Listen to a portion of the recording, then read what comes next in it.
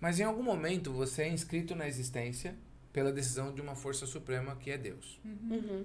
Isso conta na tua história. Sim. Porque tem uma vontade manifestada para a sua vida, né? Sim. Com um conjunto de vocações e promessas, decidiu, etc e né? tal. Tá É. decidido. Você vai viver e você tem um jeitão. Você vai viver, você vai nascer nesse lugar, nessa cidade, nessa família, neste tempo. Por que eu não nasci 100 anos antes? Porque por alguma razão Deus me quis exatamente aqui, exatamente assim.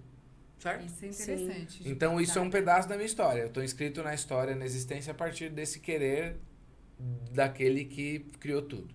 Sim. A partir disso, ele me criou. Eu sou convocado à vida por um casal, certo? Então isso também faz parte da minha história de forma indelével e inseparável.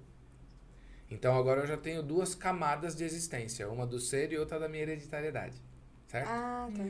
Em seguida, eu tenho todos os desafios para me reconhecer nesse mundo, me levantar, andar e tal. A minha primeira infância, de como eu dei os meus primeiros passos e tal. Isso é uma parte da minha história.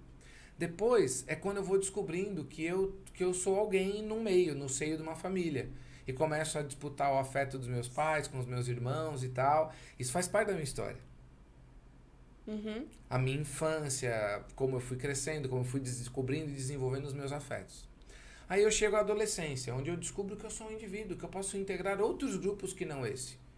E aí eu começo a testar um pouco a minha força no mundo, certo? E essa época de descoberta da minha própria força também integra a minha história. Até que em algum momento eu me vire um sujeito adulto e pense, bom, agora eu tenho um papel, tenho uma turma aqui para defender, minha família, me caso e tal. Neste momento eu me torno adulto.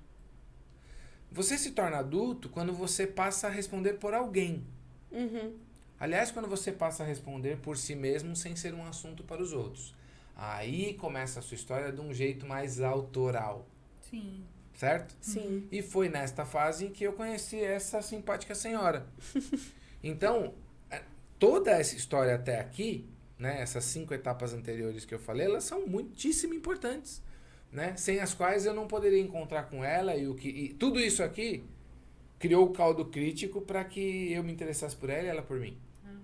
Certo? E a gente se elegesse para falar, tá aí, vou passar a vida com esse cidadão, com essa cidadã. A partir daí começa a história comum. Então, me parece que esse seja o trecho mais relevante, porque todo o resto daí para frente é mais denso, mais deliberativo.